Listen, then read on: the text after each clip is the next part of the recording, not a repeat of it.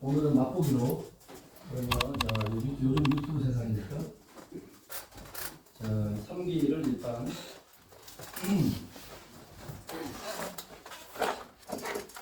30년 절을 다니신 분이나 지금 처음 입문하신 분이나 삼기를 노래로 하는 실력은 똑같아요.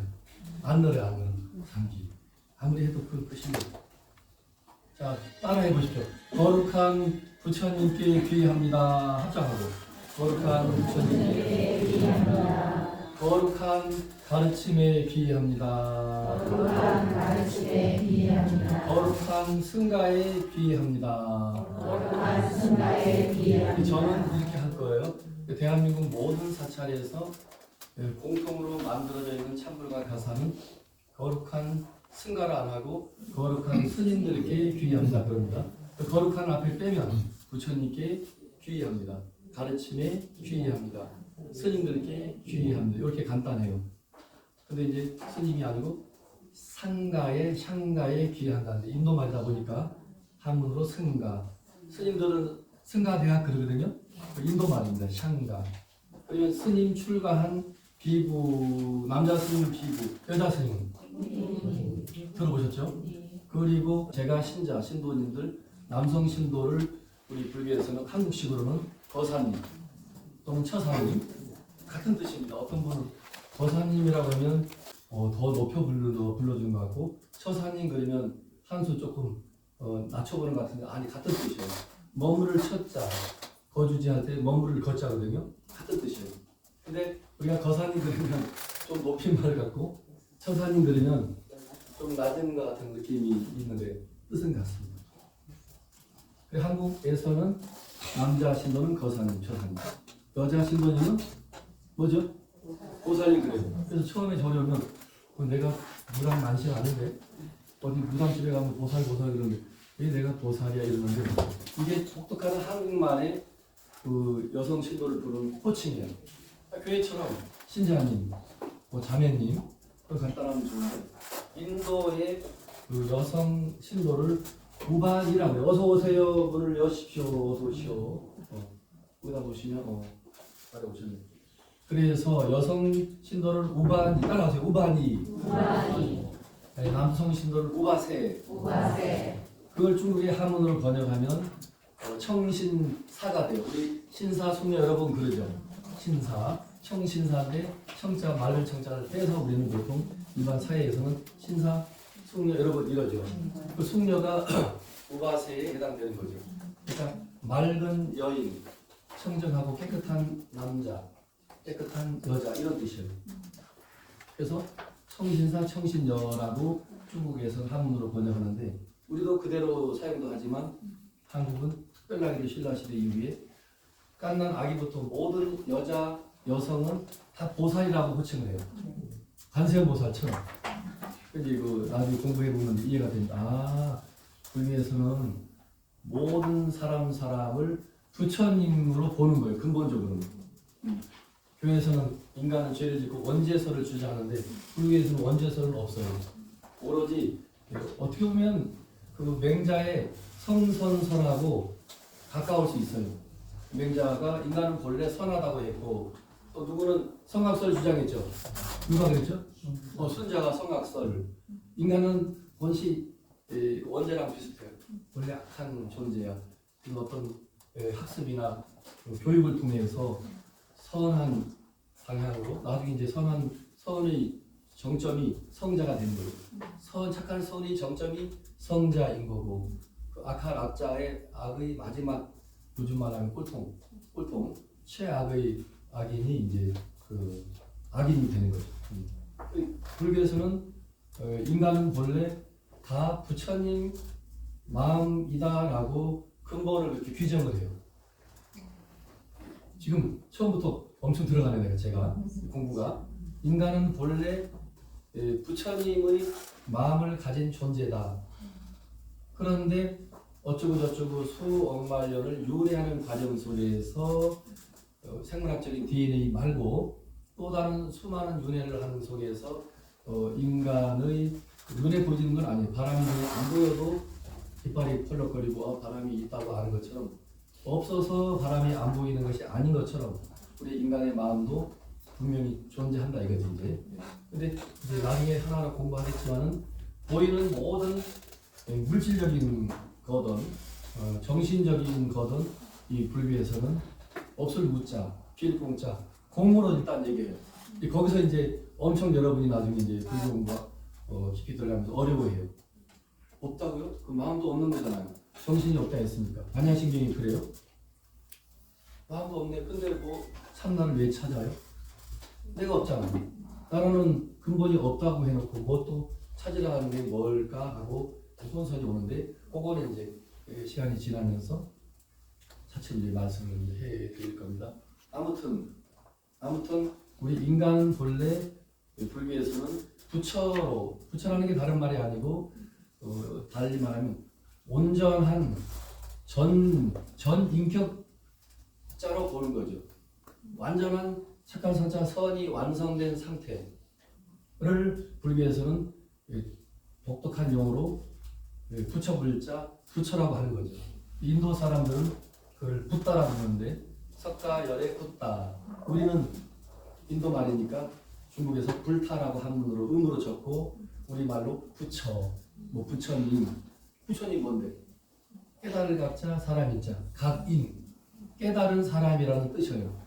뭘 깨달았는데 하면 이제 부처님이 깨달음의 내용이 있을 거 아니야. 그죠? 우리가 앞으로 배울 부분들 요러요러한 부처님이 깨닫고 나니까 이제 나중에 대승불교에서는 한마디로 깨달은 사람의 눈으로 바라볼 때 깨달은 사람이 눈으로 바라볼 때 온 인류 전체가 다 본래 차별이 없는 부처님이라는 거예요.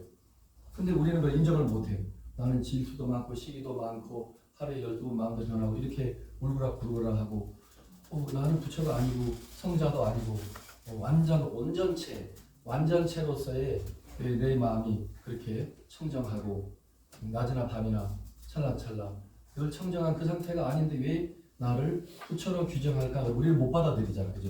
부처님은 근본적으로 우리는 부처인데 수억만 년을 윤회하는 과정 속에서 구름이 해를 가려서 해가 안 보이는 거죠. 근데 그 구름만 흩어져 버리면 해와 달이 보인다는 그런 비유랑 비슷해요. 구름만 걷어내면 바람이 불어서 구름만 거치면 밤이면 별이 보이고 달이 보일 거나 그죠? 아침은 해가 보이겠죠? 우리들은 그 마음의 태양, 마음의 달을 못 보고 있는 거죠. 왜? 불교에서 늘 18번으로 쓴 업이라고 하는 흔한 말로 108번뇌 그런 온갖 그런 작동사의 잡념의 구름, 그것도 구름입니다. 잡념의 번뇌의 구름에 우리의 달덩어리 같이 밝고 태양보다 더 밝은 우리 마음 광명이 가려져 있다 이거야. 가려져 있는 그 상태니까 우리가 어떤 이제 기도든 불교적인 어떤 수행을 통해서 이제 그 내면의 번뇌의 구름이 싹 제거되면 자기 본래의 마음 광명이 태양이라고 해도 좋고 달이라고 해도 좋고 그게 드러난다 이거죠. 그 완전하게 드러난 상태를 불교에서 부처라고 그래요. 그 모든 수행자들은 스님이든 일반인들은 결국은 그 내면의 번뇌로 덮여있지 않는 덮여있으면 그걸 제거해야 되겠죠. 그래서 온전한 자기 마음 광명이 낮이나 밤이나 늘 희영청하게 떠있는 거지. 부처라든지 깨달은 성자들은 그 밝은 마음 광명이 늘 밝게 떠있는 상태인 거죠. 그런 말씀을 해주고 싶고 일단은 제가 앉아서 진행해 볼게요. 그럼 다 함께 또박또박 읽겠습니다. 백양사 불교대 학분이죠. 그러면 여러분은 백양사 불교대 학분 똑같이 읽어요. 시작. 우리는 똑같이 시작. 우리는 상보에 기하며 전법에 앞장서는 진실 불자가 되자. 우리는 발심행자로 신심, 하심, 원력, 화합으로 충만한 진실 불자가 되자. 우리는 고방과의 인연을 소중히 생각하며 생활 속에서 육바를 실천하는 진실 불자가 되자. 자, 세 번 다 진실불자가 되자라고 했잖아요. 진실불자가 됩시다. 뭐 이렇게도 되고. 그래서 이제 벌써 이게 불교대학 입문 첫 강의에 포함되는 겁니다. 예, 1년, 2년, 3년 저 세 부분으로 된 것만 가지고도 뭐 맨날 며칠 해도 끝나지 않을 내용이에요. 이것도. 자, 우리는 3보에 귀의한다고 했죠. 우리는 입문반이죠. 3보는 세 가지 보배를 뜻합니다. 세 가지 보배입니다. 불교에서는 부처님, 그 다음에 가르침, 그 다음에 승가. 여기 승가할 때는 여러분은 아직 계를 안 받았지만 나중에 신도로서 기본적인 교회 10계명 마냥 우리가 일반 신도 5가지 계율을 나중에 받습니다. 5개. 그러면 우리들처럼 머리 깎은 출가, 비구, 비구니, 그 다음에 사회생활, 결혼생활 하든 독신생활을 하든 사회생활을 하면서 불교를 믿는 남자, 여자. 한국에서는 거사, 보살, 인도말로는 우바세, 우바이 그렇게 돼 있죠.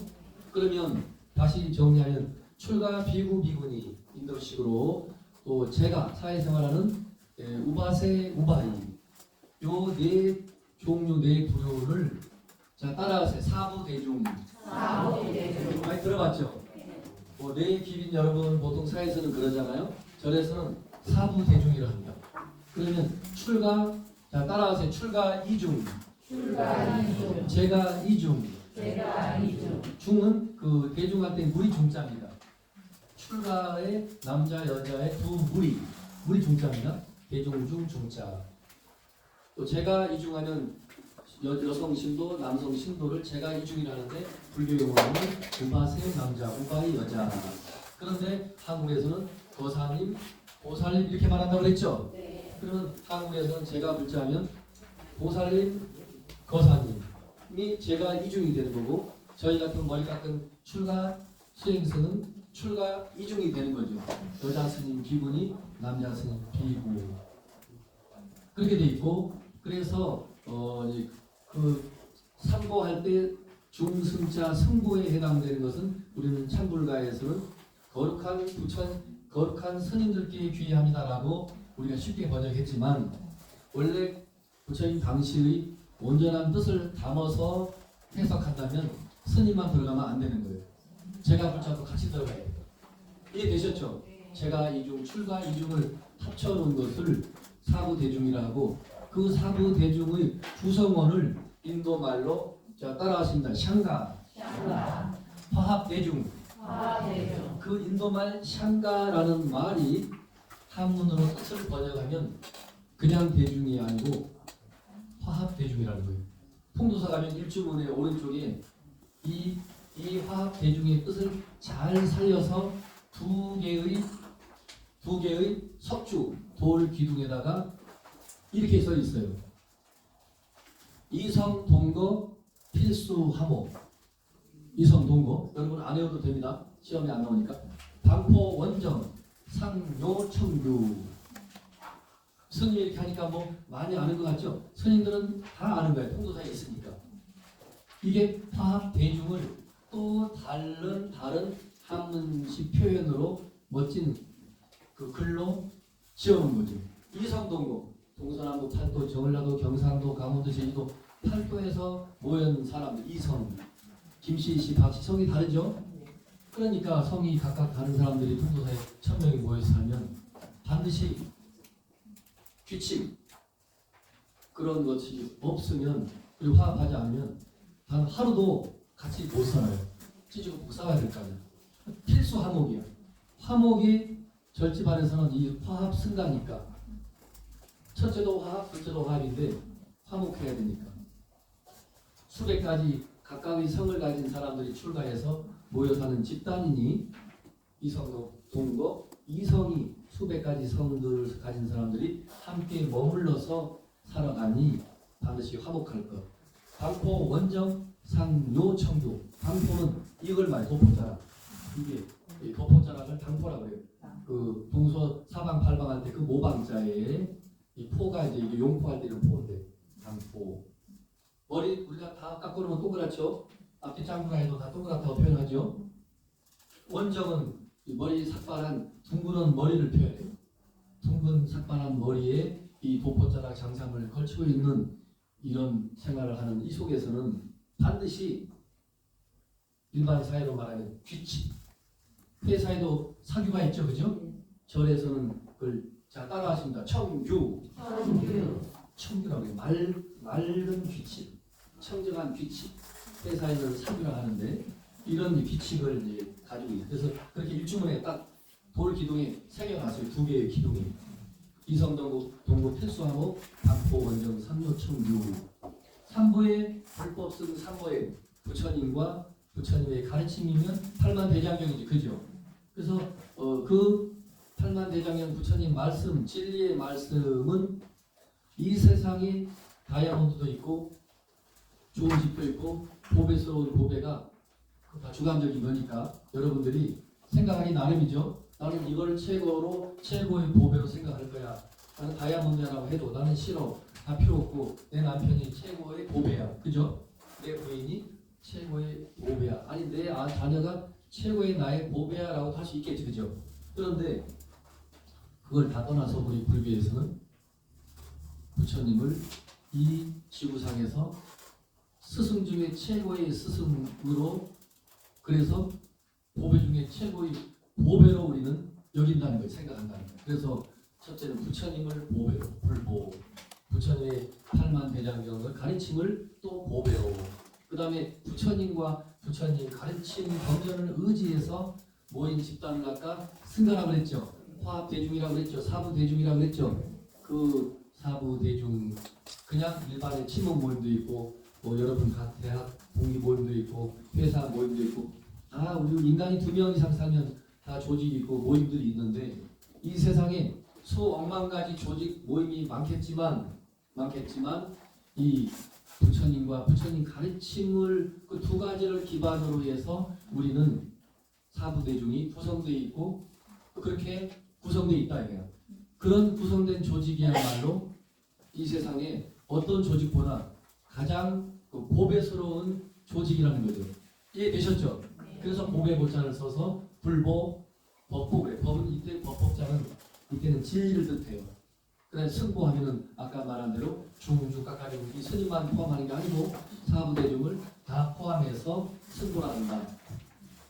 그래서 우리는 부처님 당시에도 불교를 믿는 기준이 제일 원칙이 삼보를 믿습니까를 먼저 물어봐요. 예, 스승님, 부처님과 가르침과 승가를 믿나이다, 믿습니다. 그러면 불살생하지 마라, 주장 훔치지 마라, 또 부부생활에 또 청정을 행하라, 또 거짓말하지 마라, 마지막에는 마약 들어가죠. 술. 그때는 술도 마약이었나. 꼭 먹으면 이성을 잃고 실수 연관하니까 다 수행에 최종적으로 부처를 이루는 최종적인 깨달음을 성취하는데 방해가 되니까 하지 말라는 거예요. 그 술 안 먹는 데 목적이 있는 게 아니야. 연애 안 하는 데 목적이 있는 게 아니야. 진실로 깨달음을 성취하는데 적어도 사회인으로 일반인으로 살아도 이 5가지 계율을 지금은 소극적으로 설명하지 않고 적극적으로 계율도 말합니다. 살생하지 말라는 건 소극적인 거예요. 적극적인 계율은 모든 생명을 방생 살려주는 그런 생활을 하겠습니다라고 해야 돼. 제2계율은. 두 번째는 훔치지 마라 필요 없어요. 늘 나눔을 실천하는 부처님 제자가 되겠다. 또 청정을 행하는 바람 피고 외도하고 이런 게 아니고 그런 말은 소극적인 거고 늘 저는 부부간에 가족간에 친구간에 늘 청정한 그런 행을 실천하겠다. 또 거짓말하지 마라. 그건 소극적이잖아요. 늘 진실만을 말하겠다. 이왕이면 부처님의 가르침을 배워서 그 부처님의 가르침을 전하고 그걸 교회에 다니는 사람들이 잘해요. 전도 그죠? 불교인들은 안 해요 잘. 이거 뭐 인연이 있으면 지가 와서 믿겠지. 이 정도 뭐 이렇게 전도를 하고 다녀. 그거는 종교도 강요하면 안 돼. 이러고 불교는 굉장히 여유롭고 너그러운데 근데 우리는 아무튼 그런 신앙을 남에게 전법하는데 조금 소홀히 한 건 맞아요. 전도란 말이 원래 불교 용어입니다. 전할 전자 길도자가 원래 그 진리를 의미해요. 법법자고 진리를 의미하고. 근데 이게 이제 절에서 잘 안 쓰다 보니까 쓰긴 썼는데 교회에서 이제 전도라는 말 들어봤죠? 야, 우리 교를 뭐 전도하러 가자 하는데 불교 원래는 그 아주 멋진 용어입니다. 장로라는 말도 우리 불가에서 그 연장자 그런 어르신들을 장로 스님, 장로로 호칭했는데 어느 한순간 잘 사용하지 않다 보니까 기독교에서 이제 장로, 뭐 권사, 집사 우리가 장로라 쓰면 그 기독교 용어 아니니까 근데 기독교 용어가 따로 본래 있는 건 아니죠. 자 그렇게 해서 부처님의 불전이라는 건 불경을 말하죠. 불전을 연구한다는 게 연찬입니다. 그러면서 불자로서 기도 수행을 하고 전법을 하는데 앞장서자 진실 불자가 되자. 그러기 위해서 우리들은 이 백양사 불교대학에 입문하는 그 자체가 지금 불교대학에 입학하셔가지고 지금 첫 시간을 맞이하고 있지만 이렇게 백양사 불교대학에서 입학해서 불교를 조금 체계 있게 조금 배우고 싶다라고 마음을 내는 거. 좀 거창하게 말하면 진리를 깨치기 위해서 깨닫기 위해서 뭔가 공부를 해야 되겠다고 마음을 내는 것을 불교의 재밌는 용어로 발심이라고 해요. 발심. 야, 저 사람 발심을 했네 그래요. 그래서 요즘 이 불교 용어인데 사회에서도 멋지게 많이 써요. 처음 마음으로 그게 초발심으로 들어봤죠? 초발심으로 처음 마음 변치 말고 초발심으로 초발심 처음 순수한 마음을 일으켰을 때 그 마음을 온전하게 잘 갈무리하면서 그 마음을 끝까지 밀고 나가자는 게 이제 초발심입니다. 발심 행자. 근데 우리는 발심 행자죠. 수행자의 줄임말입니다. 발심 수행자라는 뜻이죠. 그러려면 이제 믿는 신심. 그 모든 종교가 다 믿음으로 시작하니까 불교도 신이 도원 공덕마라 한다. 신이 도원 공덕 모. 믿음은 도의 근원이다 그래요. 결국 우리가 도를 깨친다, 부처를 이룬다, 마음을 깨친다, 어쩌고저쩌고 하지만 그 모든 것이 부처님 가르침에 대한 그 믿음으로 출발하잖아, 그죠? 그 믿음으로 출발하거든요. 우리가 마음을 깨치면 불교에서는 다 부처를 이루는구나. 오케이, 내가 부처야. 그 사실을 그게 대전제입니다. 내가 부처가 아닌데 첫날 만날 수행해봤자 부처가 될 일이 없잖아요, 그죠? 내가 경전이나 그런 데서 그렇게 표현해요. 원래 순금이라는 게 원래 순금. 원래 순금이니까 혹시라도 거기에 철이나 텅스텐이나 다른 잡철이 섞여 있는 걸 뽑아내면 돼요. 잘 그 재련소에서 재련을 해서 잡철들은 다 솎아내고 99.9% 순금만 그대로 남아있으면 될 거 아니야, 그죠? 순금만 남아있는 그 상태 그대로가 부처인 거예요. 우리들은 순금이 아닌 온갖 잡천이 섞여 있어서 어느 때는 부처님으로 짠하고 행동했다가 어느 때는 금덩어리가 숨고 뭐 이상한 쇳덩어리가 툭툭 튀어나오면서 쇳덩어리 쇠붙이의 행동을 하는 거죠. 금이 아닌 모든 쇠붙이는 비유적으로 말하면 다 번뇌인 거죠. 중생의 번뇌. 그 중생의 번뇌를 다 제거하면 본래 그 순금만 딱 드러나죠. 근데 원래 우리가 순금이 아니라 하면 천년, 만년 닦아도 순금이 될 리가 없잖아. 그죠? 원래 우리는 순금이다. 원래 부처다라고 그게 불교는 제1원칙으로 깔려 있어요. 내가 부처다. 내 마음이 부처다라는 게 딱 깔려 있어요. 근데 나는 부처 지금 아닌데 신경질도 많이 되고 화도 많이 되고 질투도 많이 하고 사촌이 노서 배도 아프고 나는 왜 그렇지? 그게 이제 그 순금 상태인 성장한 자기 마음 이외에 다른 온갖 잡념 잡동사니의 것들이 달라붙어 있어서 이제 그러는 거죠. 그래서 그 내가 원래 부처라는 그 사실을 믿는 그 마음이 신심인 거예요. 그렇게 저는 해석을 합니다.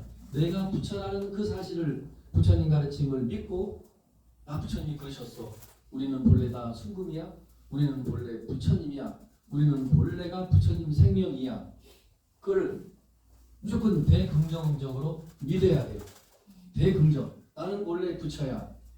그거를 믿지 않고 불교를 접근하면 아무런 그 깨달음이 없어요. 내가 부처라는 그 사실을 믿는 그 믿음이 진정한 신심인 거죠. 그게 진정한 신심이죠. 그 신심을 통해서 우리가 법당에 가서 때로는 108배도 하고 50배도 하고 1000배도 하면서 그 뜻대로 안 되고 하니까 절을 10번, 100번, 1000번, 만번 하면서 자기 그 어떤 신앙적인 믿음 그런 것도 이제 더 깊이 키워나가는 거죠. 이게 이론만으로 교리적으로 책을 통해서 이론적으로 이해하는 것은 한계가 있거든요. 그래서 그렇게 해야 되고 그러면서 사회적으로 말하면 겸손보다 더 겸손의 의미가 불교의 용어인 하심이에요. 하심. 늘 자기 자신을 낮추는 거죠. 늘 부인한테도 남편으로서 낮추고 부인은 또 부인대로 남편에게 서로가 서로를 존중하면서 서로를 하는 끝없는 겸손의 그 마음 자세가 불교에서 하심이라고 해요. 또 이 하심이 저기 밑바닥에 깔려 있지 않으면 공부 안 돼요. 내가 다 아는 건데 이건 하심이 아니에요. 배우는 입장에서 내가 알지만 다시 한번 내가 또 배워야 돼. 다시 배운다는 마음으로 그것도 하심인 거죠. 내가 너보다도 높아. 나는 박사야. 나는 뭐 A에서 박사학위를 10개 받았어. 뭐 이런 거 다 내세울 거 없이 어떤 특정한 무엇을 배우러 갔으면 거기에 또 맞춰서 로마 가면 로마법을 따르 하죠. 그런 것처럼 그것도 좀 포함해서 그 하나님 겸손과 겸양의 마음으로 자기 마음을 낮추면서 그럴 때 진리, 깨달음하고도 점점 가까워지는 거죠. 그것이 없으면 진리, 깨달음하고 멀어져요. 그 다음에 이제 원력이라는 것은 자기 대인, 좁게 말하면 자기 우리 가족, 남편, 부인, 우리 자녀, 거기에 국한돼서 우리가 어떤 큰 소망이나 하고자 하는 어떤 마음을 일으키는 것은 일반적인 거예요. 근데 거창하게 말해서 나는 적어도 인류를 위해서 내 인생을 다 바칠 거야. 적어도 내가 우리 지역사회를 위해서 적어도 나는 이런 나눔을 실천하면서 그러기 위해서 돈을 벌어도 내가 100억을 벌 건데 100억 벌어서 뭐 할 건데 내 마누라 우리 아들 딸에게 다 물려줘야지. 그렇게 소극적으로 마음을 먹고 그 마음을 모아가는 것은 원력이라고 하지 않아요. 원력은 그야말로 더 넓은 중생을 이익되게 하기 위한 삶을 살겠다고 하면서 그러기 위해서 나는 100억이 필요해. 그 욕심이 아닌 거예요. 욕심하고 원력하고는 달라요. 불교 용어에서 욕심은 개인과 어떤 소극적인 자기 가정 울타리 속에서만 잘 먹고 잘 살면 그만이고 이 세상이 어떻게 되든지 말든지 무관심하는 것은 그것도 인간인지라 그렇게 살 수는 있지만 적어도 불자의 삶을 산다면은 그 나눔을 더 광범위하게 확산하면서 같은 사업을 해도 돈 벌어가지고 저 자식하고 자가용 비행기 타고 살아야지 이렇게 마음먹고 돈을 100억을 버는 거하고 정말 이 세상에 번개같이 왔다가 번개같이 가는 인생인데 인류에 내가 적어도 대한민국 사람으로서 울산이면 울산역에 살면서 너무 크게 안 봐도 중부에 살면 중부 지역에 살면서 뭔가 소외된 그런 사람을 위해서 돈 좀 많이 벌어야 되겠다. 그 사람들이 100% 살 거야. 그러면서 돈을 버는 그 마음을 원력이라는 거예요. 이해되셨죠? 그렇게. 그리고 이제 지금 여러분들은 다 도반이라고 그래요. 불교에서는 아주 멋진 말이에요. 그 착할 선자, 우자, 선우라는 말하고 통해요. 근데 도반은 더 멋있는 말이에요. 도를 닦는 짝꿍이라는 겁니다. 저 반자는 짝반자. 길 도자죠? 도 닦는 내 짝꿍. 내 짝지라는 거죠. 짝지. 이 백양사 불교대학 입문반에 지금 우리가 등록해서 오늘 이렇게 만난 여러분들은 적어도 이 세상에 수많은 짝꿍 짝지가 많겠지만 적어도 이 속에서는 여러분들이 최고의 짝꿍인 거지. 그래서 우리는 도반과의 인연을 오늘 첫 만남이지만 이 인연을 이건 교회도 아니고 절인데 이것도 다른 모임도 아니고 이 백양사 그것도 불교대학에 내가 입문해서 입학해서 이렇게 옆에 돌아보니까 옆에 이런 짝꿍이네. 그래서 이 도반을 보통 짝꿍이 아니고 정말 최고의 도반, 벗, 뭐 절친 그런 거 있죠. 다 그런 내포되어 있는 뜻이에요. 절친, 뭐 도반, 착한, 선우, 벗우자. 그래서 소중히 생각하면서 앞으로 배울 겁니다. 6가지 그 바라기를 실천한다든지 불교는 어려운데 이렇게 쉬운 말로 6가지 불자로서의 실천행을 하면서 이제 살아가자는 거죠. 6가지 실천행 이제 앞으로 나오게 되어 있습니다. 여러분들은 이제 일단 강의가 끝나면 이제 요 문을 열고 나가면 서도 쳐다도 안 보고 도망가기 바빠요. 뭐 도반이나 했는데 뭐 해놓고 도반은 문만이라고 나가면 길에서 만나도 내가 너를 언제 봤더냐 우리 인문반에서 만난 도반인데 도반님 안녕하세요 라고 하고 다른 말로 여러분한테 생소할 수 있는데 자 따라하십니다. 법우 법우님 일반적으로 많이 해요. 대학생 불자들도 그렇고 법우 법법자 법우자 진리의 법 이때 법은 진리를 뜻해요.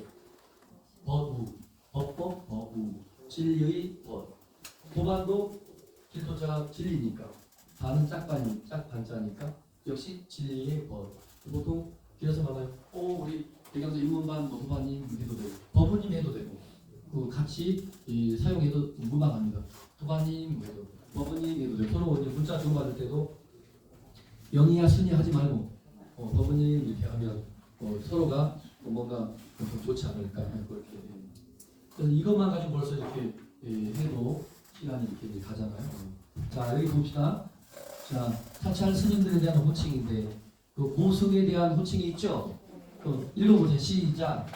조사, 선사, 종사.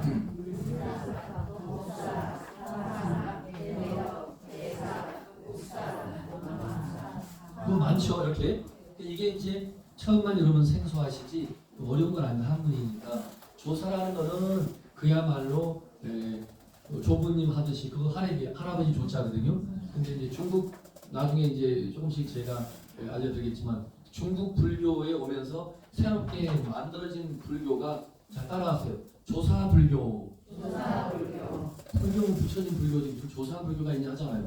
중국의 당나라 시대에 오면서 인도에서 중국으로 건너온 모든 불교가 완전히 뿌리를 내려서 중국화가 되긴 했지만 그래도 중국의 수행자들이 그거 가지고 미진하니까 우리는 우리식대로의 좀 뭔가 우리 중국 사람에게 맞는 독창적일 수 없이 불교가 뭐 부처님 거니까 그러나 우리 노자 장자도 해야 되니까 노자 장자도 하는 우리 정서에 맞는 우리 중국 사상에 맞는 그런 용어를 많이 이제 개발해야 돼요.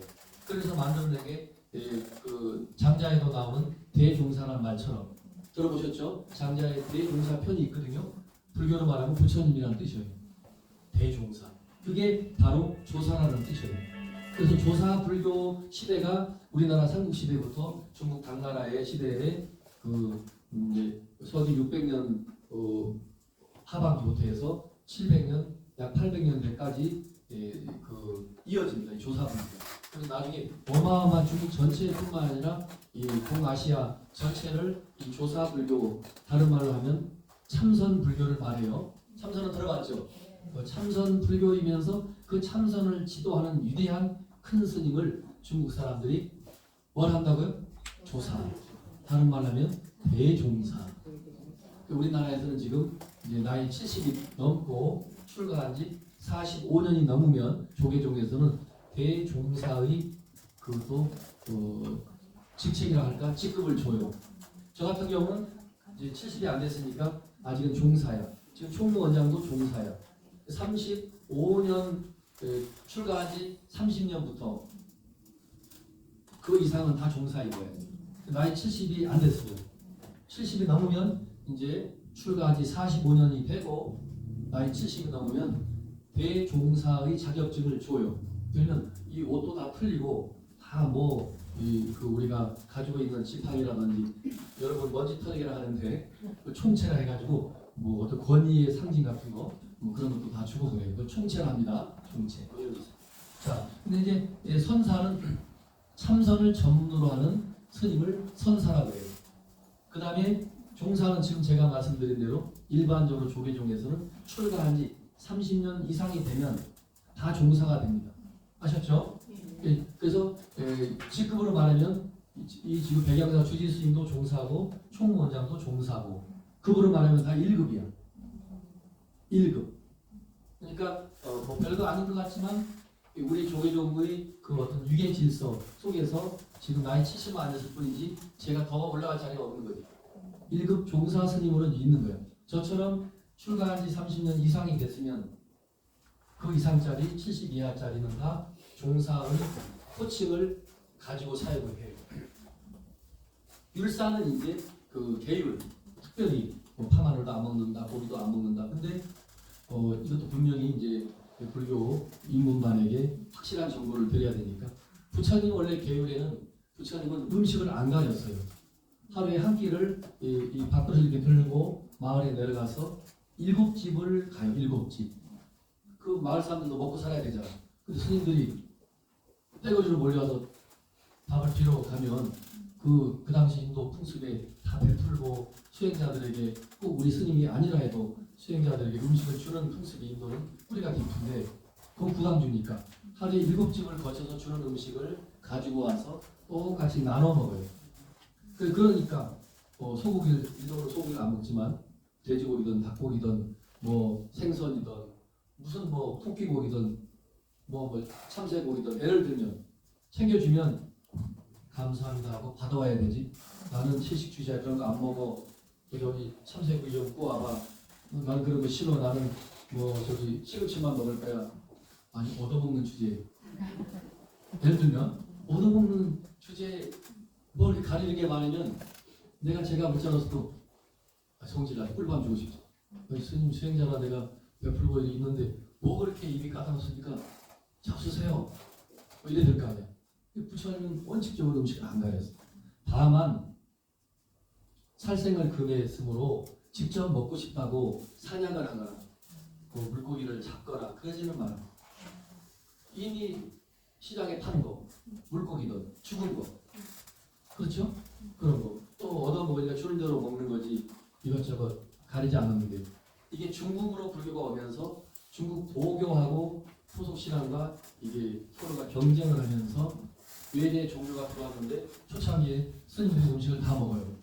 그러니까 중국 황제를 앞에다 놓고 서로 로또장 찍고 잘 보이려고 황제한테 저 스님들은요 고기도 먹고요 음식도 안 가리고요 청정하지가 못해요. 우리 도교는요 안 먹습니다. 파도 안 먹습니다. 이렇게 청정하게 우리는 합니다. 우리를 막 비방하는 거예요. 우리도 거기 뿌리를 내려야 되니까 우리 중국으로 불교를 전래해준 스님들도 이제 전략상 우리도 안 먹을 거야. 그래도 안 먹는다. 그래서 우리도 그 중국의 영향으로 중국 그런 도교나 그런 영향으로 우리 불교가 중국에 들어가서 우리도 덩달아 채식주의자가 된 거예요. 이해됐죠? 네. 그래서 우리가 원래 음식을 가려서도 안 되고 일부러 고기 육식을 막 하기 위해서 막 사냥하고 그러면 안 되지만 살생을 금했으니까 얻어먹는 입장에서는 그거를 가리면 안 되는 거죠. 자, 그 다음에 화상, 법사라는 용어 이제 여러분들 같이 공부를 해가지고 나중에 포교사 자격증을 따면 법사, 포교사라고도 요즘 넓은 의미로 아마 부드럽게 사용을 합니다. 원래는 사용하면 안 돼요. 원래는 도를 깨달은 위대한 스승을 원래 법사라고 했어요. 요즘은 무속인들한테 가도 남자 박수 무당을 법사님 그래요.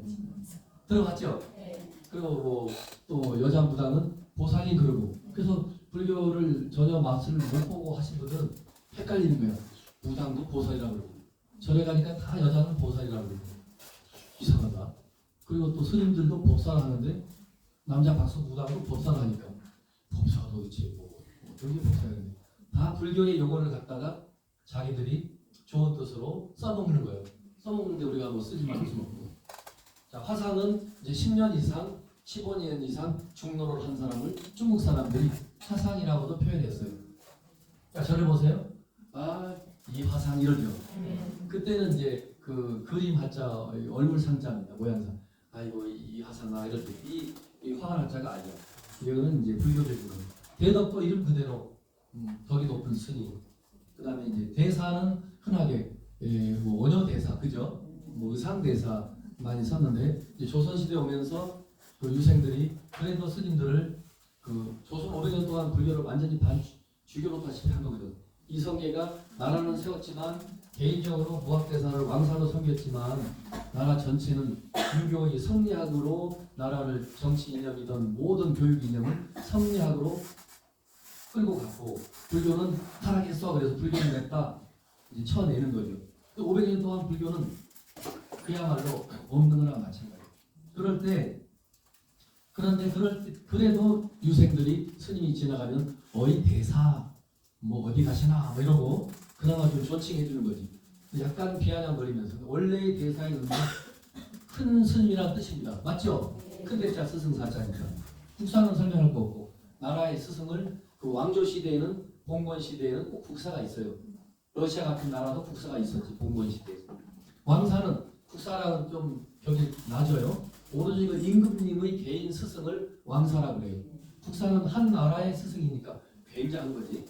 그렇게 돼 있고 사문이라는 것은 이거 이제 잘못 쓴 건데 이 스승 사자가 아니고 원래는 모래 사자를 씁니다. 모래 사자, 문문자, 사문인데 뭐 특별한 뜻은 없고 출가 수행자를 그 원래 인도 말인데 중국에서 그냥 음사해서 모래 사자 사문 쓴 거예요. 그냥 비구, 비구란 뜻이 피프인데 그 출가해서 독신 생활을 하면서 음식을 얻어 먹으면서 수행하는 사람을 인도 사람들이 피쿠 그래요. 여자를 피쿠니 그럽니다. 그게 비구가 됐죠. 그렇게 이제 돼 있고 나중에 여러분들 지금 책을 줬으니까 그 사찰 스님들의 소임에 대한 호칭이 있죠. 한번 읽어봐 봅니다. 시작. 회주, 법주, 조실 스님, 당장 스님, 도감 스님, 지전 스님, 노전 스님, 주지 스님, 원주 스님, 감사 스님, 칠지 스님 있죠. 지금 모든 본사의 그 체제가 7국장 7과장까지는 스님이 해요. 그 모두 14명이 주직관이 15명이야. 그 밑에 이제 30년 근무했으면 종무실장이라고 해서 그 일반 그 전문가 이 종무 행정에 관련 사람들을 채용해서 그분들을 호응도 많이 주고 애우는 하되 그 다른 직책명으로 사용하고 이 7국장 7과장 체제로 이 조계종의 모든 본사들이 운영돼요. 그렇게 불교 교단의 구성은 있죠.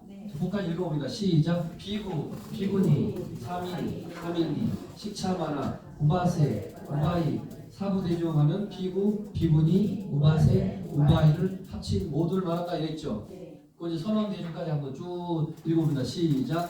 유나스님, 선덕스님, 선현스님, 열중스님, 청중스님, 지전스님, 지객스님, 명등스님, 마오스님, 야순스님, 소지스님, 강병스님, 육두스님, 수도스님, 하대스님, 정동스님, 시자스님, 다가스님, 중도스님, 법보스님, 별좌스님, 공양주 스님, 채공스님, 갱도스님, 화주스님, 부목스님. 공양주는 이제 밥하는 분인데 백양사 같은 식당에 주방을 책임지는 분을 여자라면 공양주 보살. 큰절에 옛날에는 스님이 다 했어요. 그리고 채소 음식을 만드는 사람을 채공이라고 해요. 이게 나물 채자입니다. 그리고 이제 국 끓이는 사람을 갱부라고 해요.